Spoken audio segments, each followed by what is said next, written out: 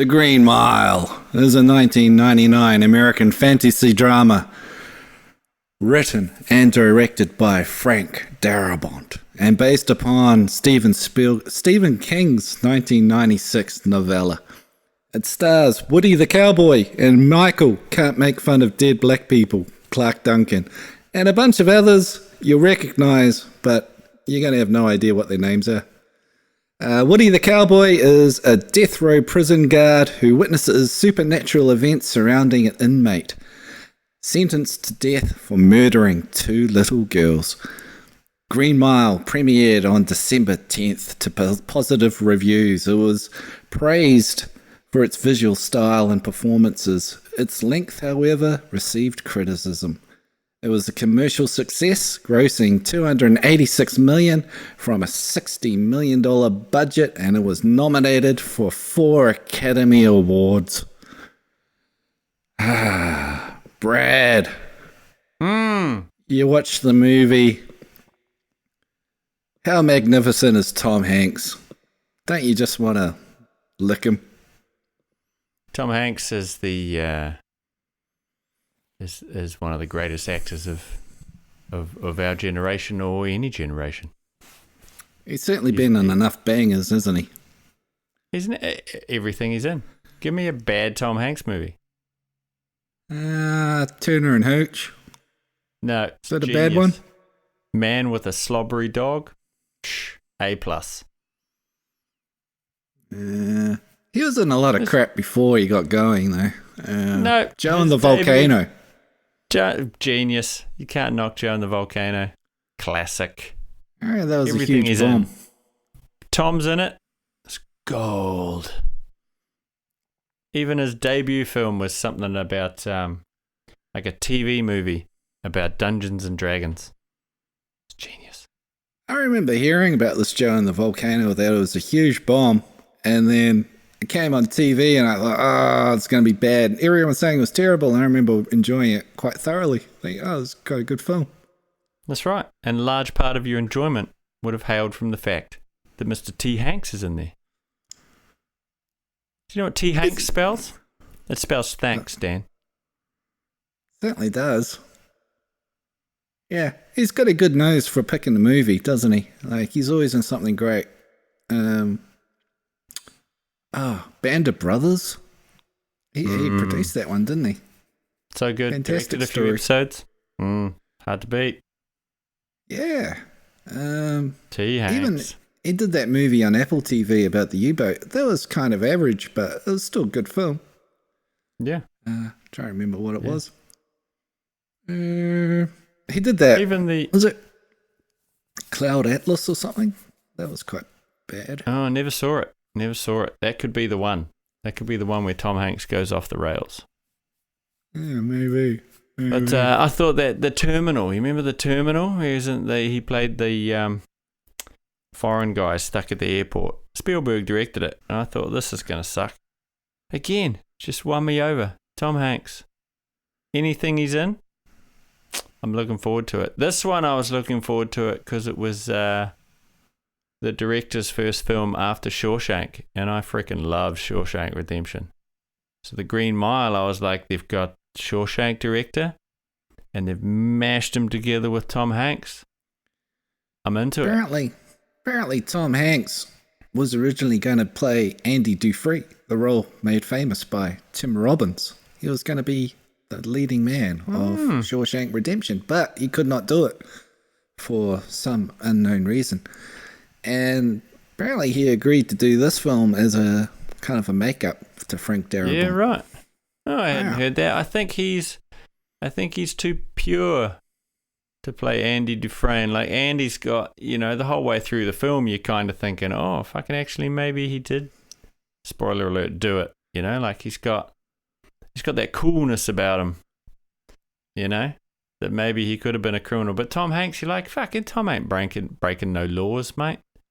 Tom's like, even if you took a mugshot of Tom Hanks, like a black and white mugshot, and showed it to people that had never heard of Tom Hanks and said, do you think this guy's a criminal? They go, no. You know when you see those pictures of some serial killer's been caught, or some kitty fiddler or some shit, and they show their face on the news, you're like, fuck, they should have seen that coming. Look at that guy. It's written all over him. Ted Bundy, though, he was a handsome man. The ladies loved him. Oh, yeah, I don't know. I couldn't even tell you what Ted Bundy looks like. Is he a looker, is he? He was a handsome, charming man. Fucking the ladies R2's in your thought house. he was quite, Jesus. quick. The ladies found him quite pleasing. Yeah. Ted Bundy. The ladies found him quite pleasing. You can tie me to a bed and chop my head off. Ooh. Is that what he did? I don't know. Oh, he did worse than that. God. Okay. He kept heads in fridges. He's the guy that was like putting people in oil barrels and melting them down and shit. He was inserting bedposts in places that shouldn't have been inserted. Like the bum. Oh, more than the bum. No, it was all boys. Wasn't Ted Bundy into boys? No, he was. Yeah. Did he do both? The boys. I don't know. No. Look, people, don't go away and do your own research. Ted Bundy, you can just let that shit fucking fade away. It's like they keep bringing up. It's interesting. Is it though? I mean, you learn from the past, but we don't need to go into all the details about where he shoved bedposts, right? You just need to know, okay, this guy killed lots of people. He's bad. Let's put him on the guillotine or leave him alive for, the rest of his life and feed him and give him a comfy bed and the internet.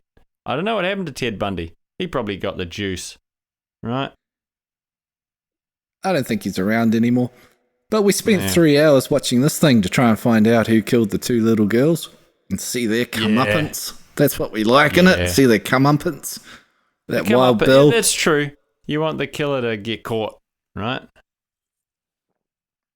I have to say, Sam Rockwell steals this movie for me. He was incredible. He really does. But he's good in everything he's in, right? Superb actor. And you'd think he'd be having a lot of fun in that role. Yeah. Apparently he felt very bad because he said the little girls liked him, and he said he didn't like saying those things he said to the little girls in the movie. And he was saying, if you scream, I'll kill your sister. I'll kill your sister. He said he hated doing that. Yeah. But all the other stuff, so fun. Yeah. Yeah. And very satisfying when he got his comeuppance at the end. It was very clever. It all tied up at the end. Yeah. I think, look, it's a very well-made film. It looks grand. I don't think there's any bad acting in it. I think they're all pretty on point, The casting's good. Acting's bang on. I guess it is a little long, no, I take that back. Yeah, the old people section, those don't feel as good, the old guy actor, but he's old. Give him a break. Yeah, they originally tried Tom Hanks out in old people makeup, but it didn't look very good, so they decided to cast a different actor who was actually old. That old people stuff, it's only a couple of minutes at the beginning. It's a few minutes at the end, but then it's tying up the thematical the whole story. Parts Do you think of the it would have story. been better if they'd gone the Jada Pinkett route and aged Tom Hanks? I really say it didn't bother me, so I think they made the right choice. If it was bad makeup and it was distracting, like I say, I'm really not a fan of old people makeup. Look, case in point was Prometheus. You get Guy Pearce dressed up as an old man, and it just looked terrible. Yeah, that's true. And Jada Pinkett in The Matrix. And then, thing is, you never see Guy Pearce as a young man, I don't think. I was trying to figure out what's the point of getting a young man putting makeup on, and why don't you just get an old man? Well, wasn't it for the next film that he came in as the young man? They were planning ahead. They were building a universe. surely in Hollywood you've got father and son actors, and you can go, Chad, let's cast Clint Eastwood as the old bloke, and let's get Scott Eastwood playing the younger self. Like, people will be like, I can see that. Yeah, right. Yeah. Not a lot of difference between them. You know what I wish people would stop doing is fucking de-aging with CGI. That shit should not be allowed. You've had your time as a youthful actor. Ugh, it never works. So that was the plot for the movie. People were complaining about this thing being 3 hours long. I didn't feel the 3 hours at all. It just flew by. It was amazing. Flies by. Again, well-made film. Yep. Well made. Well made. So the critics, obviously wrong on that one. You there? Yeah, I'm just trying not to talk over you because I get told off. God. You're allowed to say something. Hey, I'm just not trying to talk over you. I'm just being polite. Continue. The critics. What I found interesting is, the glowing lights, like Michael Clark Duncan's healing people, and he's like grabbing the mouse, and when he healed the mouse, there was all the light coming out of there, and then the lights exploded around him. There was all the lights happening in the house when he healed the lady, James Cromwell's wife, the prison warden wife. When Michael Clark Duncan had his hands on Tom Hanks's balls, his balls didn't light up. Well, he probably Like a just Christmas had a tree. rager, All the light just probably, engorged his man meat, and that was enough. And he was wearing black pants. Let's cover it up. Apparently, Michael Clark Duncan felt very uncomfortable about putting his hand on Tom Hanks's todger. And Tom Hanks... I was going to say, even a man like Clark Duncan, you think he's a big, burly man. To know that Tom Hanks's dick is bigger than yours because Tom Hanks is perfect, it'd be soul-destroying. So, of course, you'd be worried about grabbing it. Tom Hanks's dick is bigger than Michael Clark Duncan's. I guarantee it. That's why they named that film Big. Tom Hanks was in it. Yeah. This is about his dick. Ah. Well, apparently Tom Hanks had to go out of the room, and then he put a empty water bottle down his pants, and then they did the scene, and Michael Clark Duncan felt better about it. So I don't know. Oh, there you go. From what I read, I don't know if the bottle was still in his pants when he did that, so he wasn't actually touching his todger. Well, I'd say, Hollywood probably frowns upon cock grabbing on screen in general. I mean, occasionally there's films where you get that sort of stuff going down.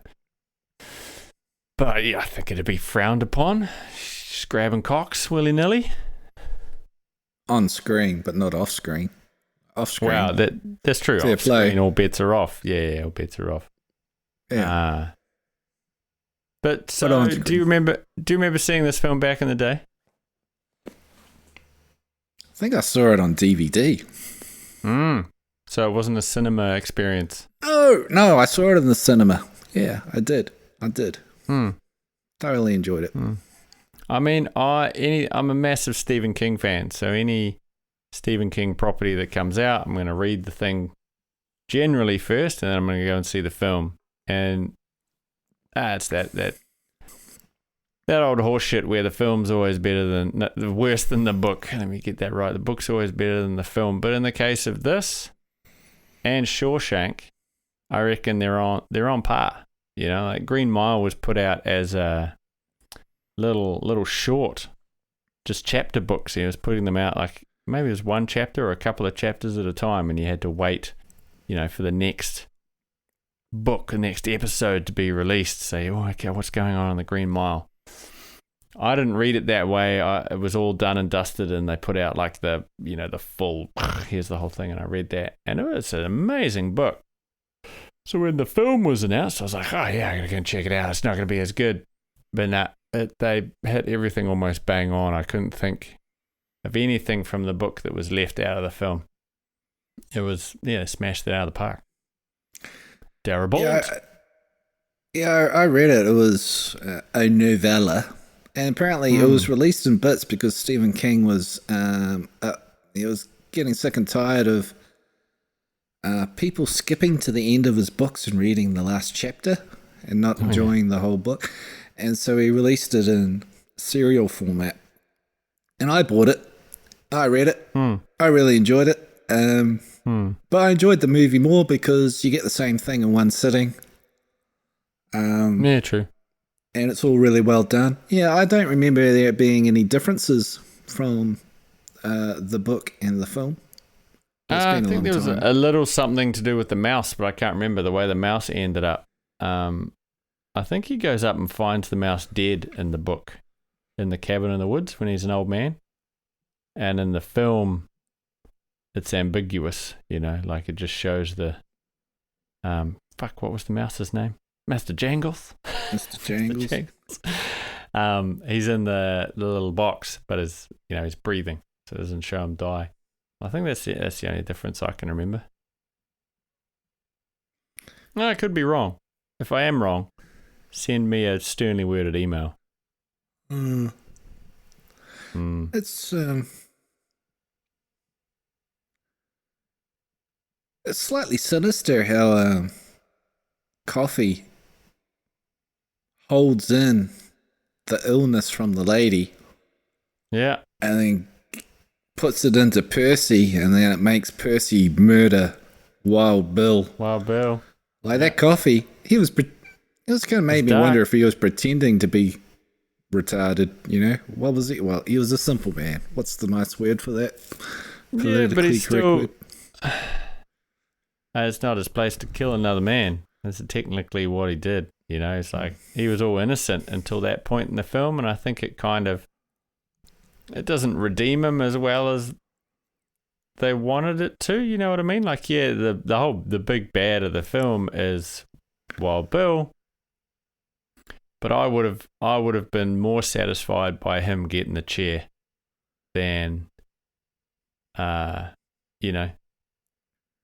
doing that. Well, I guess they saved the chair for John Coffey to be the big climax of the film. Yeah, but that's, it's pretty brutal. I get it. He's got to get electrocuted as well, but I didn't see why they essentially made him a killer, Sure, Wild Bill's bad dude, but, Well, Wild Bill was going to get executed anyway, but the point of it was Percy kills Wild Bill, now Percy is going to go to jail. He's getting persecuted, so John punishing him for the things he did. Yeah. I don't know. Like, Percy, again, was a dickhead, but he was just, man, that was so well cast. I think Percy was perfect. You just fucking hate that guy from his first scene. Just a Weasley little fuck. And you just want to spit on him. And he kills the mouse. Spoiler alert. But yeah, I thought it was a bit of a harsh end for his character. I get like he was, I think in the book he was a bit younger and shit. So you think, okay, he's just made some dumb mistakes. He's trying to be cool, or he's not liked on the mile, so he's just he's frustrated and doing shit, and then he's in a his brain's gone. It's in a mental hospital. The actor faked his age to get the role. It's amazing. I've never seen him again. I don't think I've ever noticed him again. But he was, like I say, an excellent actor. Played the role extremely well. Yeah, right. But Percy was evil. Like he didn't wet that sponge, and the way he killed that Indian guy, whoa, like the blood. Yeah. But it just seems like he's the, he's always too young to understand what he's doing, and he just wants to see what happens. I think that's the way I look at it. He's not a complete evil person. I think not beyond redemption.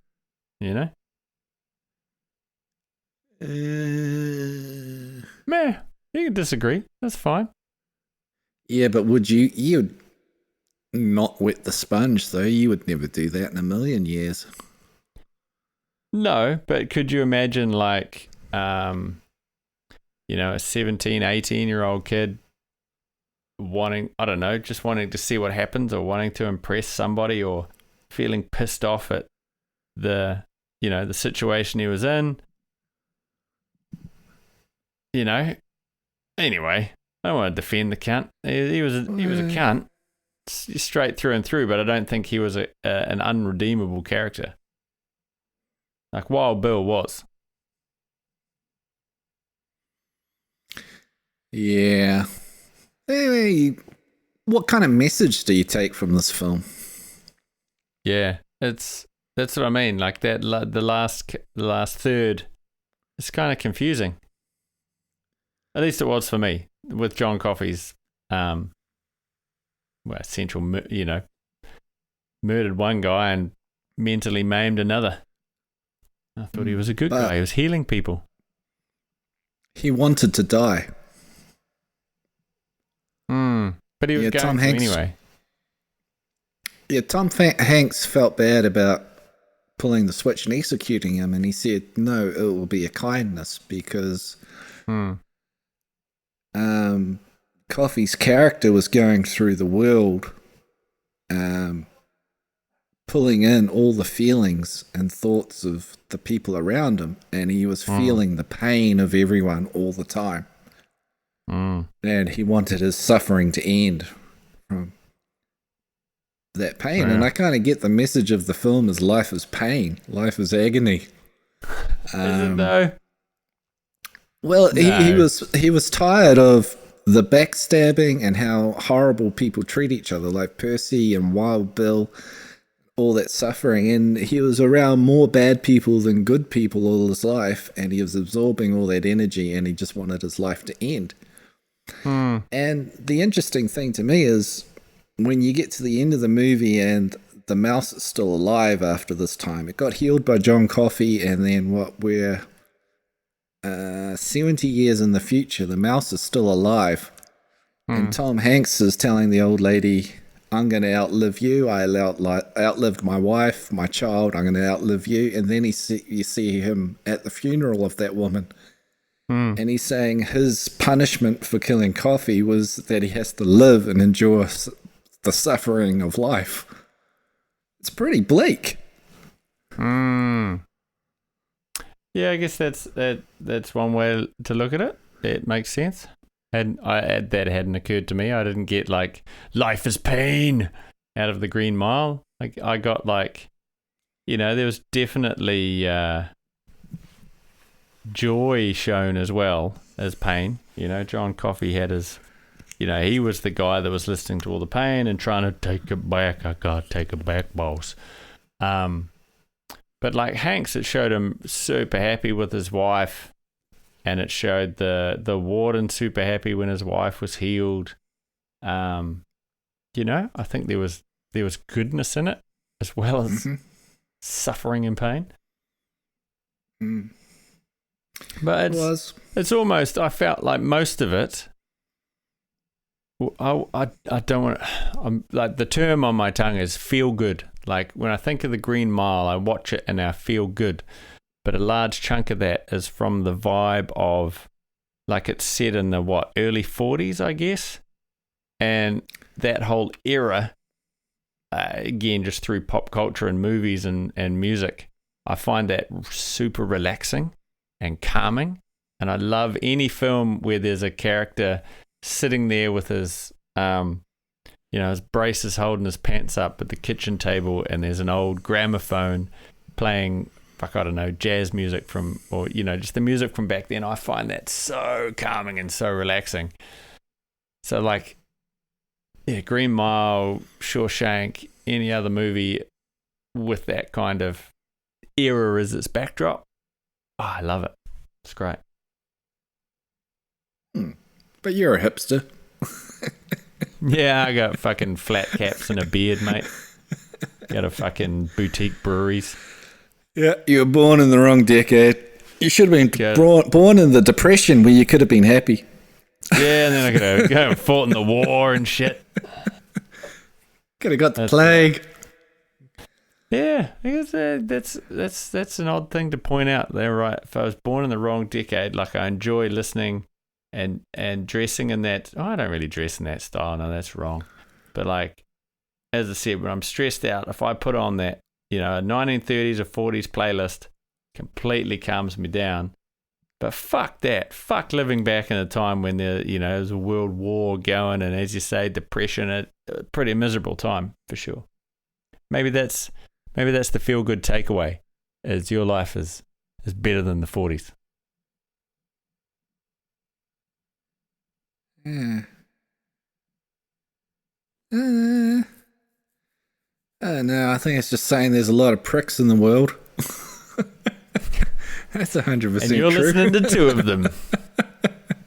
That's 100% true. And then, yeah, it's just fine. It is quite a bleak film when you think about what it's Stephen about. King's not known for being upbeat and happy, is he? The answer is no. I think he'd be probably pretty happy when he was on acid and cocaine and I mean, the man smashed off his face all himself, day. sure, but his work, no, his work's not known as being upbeat and happy. I'm sure he has a few, little short stories thrown in there and maybe happy moments in his books, but for the most part, it's horror and fear and mixed with nostalgia. Yeah, but then I think it's like when we're talking about White Zombie, you found that negative. I find it a positive outlet.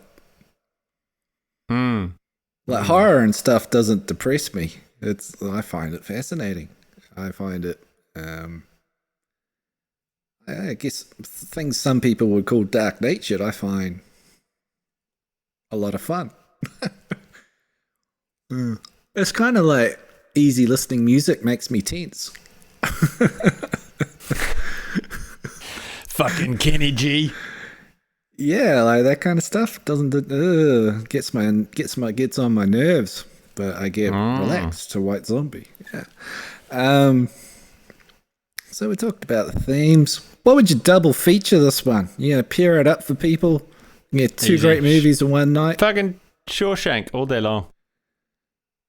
Yeah, that's such an obvious choice. Well, that's what this is about. Slap it with someone that's going to work. And you could almost pretend, now here's the thing, it's not. Or maybe it is. Don't remember. You could pretend that the Green Mile is in Shawshank. It's the execution wing of Shawshank. I hope it isn't actually. Is it? It's not, is it? They're different places. Stephen King's got a connected universe where everything kind of lines up, doesn't he? Like everything's in Maine and everything's. Yeah. Sure. It's kind of a weird thing that Frank Darabont directed and wrote the screenplay for both Shawshank and Green Mile, both written originally as novels by Stephen King, both set in a prison. Yeah. Darabont actually owns a bunch of rights to Stephen King stories because Stephen King sells them all for $1. Can you believe that shit? All the film rights to his books, it's first in, first serve for $1. And Darabont has a bunch, and he's got one, actually several that I'd really love to see as a film, but he's just sitting on them. What a prick. What's he got? The Long Walk is the one, more than any other King work, though this was put out under his other name, Richard Bachman. The Long Walk, it's, hard to describe. It's like a, not reality TV, but reality TV before reality TV. Bunch of kids, 100 kids have to walk at 4 miles an hour for as long as they can until there's only one left. As soon as you drop below 4 miles an hour, they shoot you. That plot sounds familiar. The Speed. To Speed? If the As in the bus Keanu goes Reeves. slower than 55, then the bomb goes Gonna off. blow it up. Well, I guess there's speed involved and things going slow and death, but other than that, I think the connection's pretty loose. I'll give it Pretty to you. similar. If you're a reader, it's a fantastic read. R2's in the room again. Double feature. I'm going to pair this with Big Stan. Rob Schneider. Big Stan. That film has the highest count of gay rape jokes of any film, I think. Isn't that its claim to fame? Probably. It's hilarious. Gay rape's so funny. There's that bit where he gets a tattoo on his bottom of a devil's face or something. Demon face. So people rape him. They're going to look at that. I'm going to have to revisit. I can't remember it at all. Underrated classic. David Carradine, before he died, that's it. jerking off in the cupboard. Mm-hmm. All right. I'll hang check himself that out. with a shoelace. Future episode. I think that would be one to pick you up. Yep. Yeah. Yeah, he was doing that autoerotic asphyxiation. Do you reckon that's what Bob Saget did? They've said they just found him unresponsive in a hotel room after a show. Sounds like textbook cupboard hanging. I'd say there's not a lot of details, but then they said there's no suspects and they said there was no drugs. Yeah, no, not suspecting foul play and no drugs. So that to me says autoerotic asphyxiation. But hey, maybe he just had a heart attack. We love you, Bob. R.I.P. Hell, it was 64 or... Yeah, in that ballpark, 65, something like that. That's the demographic for everything stopping. Can't say I know him for his comedy, but I know him from Full House, and that's about it. Hey, he was our television dad. One of many. This is not a tribute episode. So, would you watch and recommend The Green Mile to your friends? Yeah. Well, this is a classic, isn't it? We're not kidding anyone. Everybody knows. No. Classic. Pretty much everyone's seen it, haven't they? Well, it's banging around outside my place. Yeah. It is a classic. Absolutely. And it's got T. Hanks in it. God thanks. Michael Clark Duncan dead now. He died quite a few years ago. That's pretty sad. He was on a lot of good things. What else was he in? Talladega Nights. Oh yeah, he was. He was in he played Kingpin in like Sin City and stuff, didn't he? Oh, was that in Daredevil? Daredevil? Daredevil, yeah. Wasn't he in Sin City as Daredevil? Kingpin there too? Oh god, I don't know, man. Sin City I watched once and never watched again. I looked at his bio. He played a gorilla in Tim Burton's Planet of the Apes. You know how people yell monkey at sports matches and people get very upset about the racism thing? Yeah, I just see him dressed up as a monkey. I don't think Tim Burton's Planet of the Apes did very well for many reasons, and that may have been one of them. Yeah. But can't a guy play a gorilla if he wants to? No, they need to hire gorillas to do that now, otherwise you offend the... You're putting a gorilla out of work. That's it. Absolutely. What a world we live in. God forbid an able-bodied person wants to play someone in a wheelchair. I'm looking at you, Bryan Cranston. Yeah, you can't do that anymore.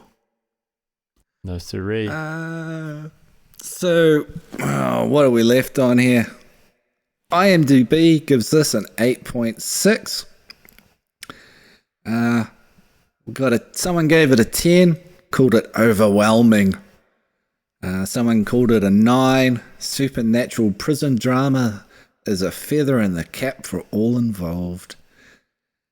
Someone said 6. Tom Hanks in another overrated, overblown film.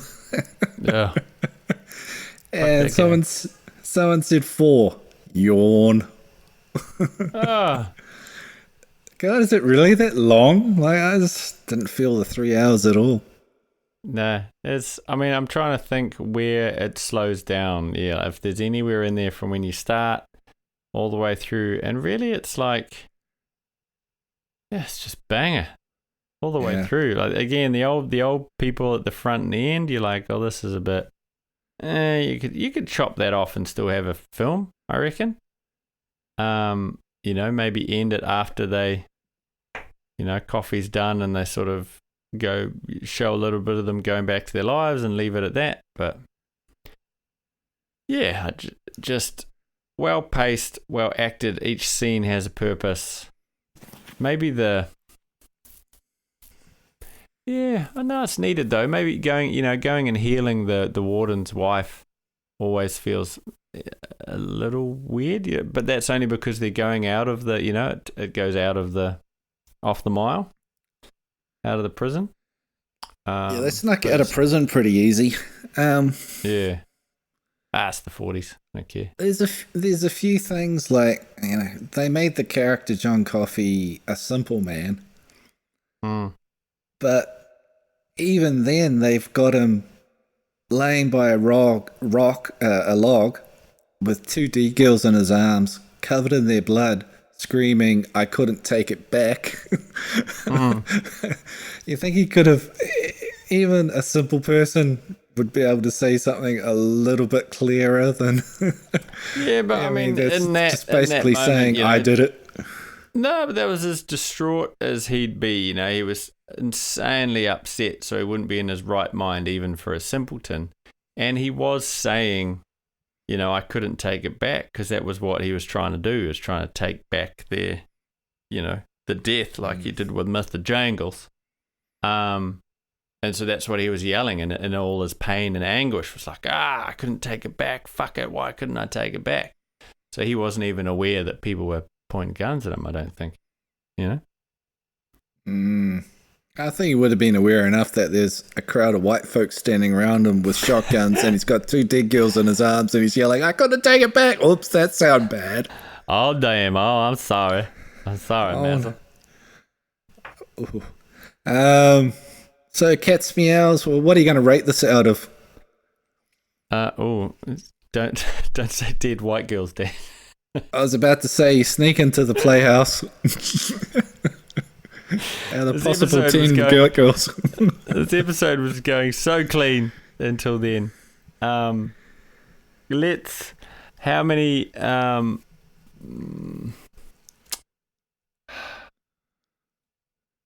bladder infections? No. Poor old Tom Hanks. Poor old T. Hanks. I'll just go with Cat's Meows because it's simple, mate. This is an easy 9 out of 10. Simple. It's not the perfect film, but it's damn good. I'm going to give it 10 out of 10. Woo! I mean, what's wrong with it? The old man. I'm taking it out for the old man. I think that ties into the themes of the movie. It ties it all up and makes it all work for me. I give it a 10. Yeah. It's a super well told story. Champ. It is like a 10. depressing. A 10 I'd watch every year. Like a 10's got to be a movie that it's on high repeat for you. So that's why I'm just, it's a film I'd watch every, maybe every 5 years, I guess. 4 or 5 years, I'd chuck on The Green Mile and love it. Don't get me wrong. But 9. Yeah, I give it a 10 for flawless. Can't find anything. Yeah, great stuff. Genius. Great entertainment for everyone involved. Boom. I think we've done it. We did it. Another one for Tom Hanks. We love you, Tom.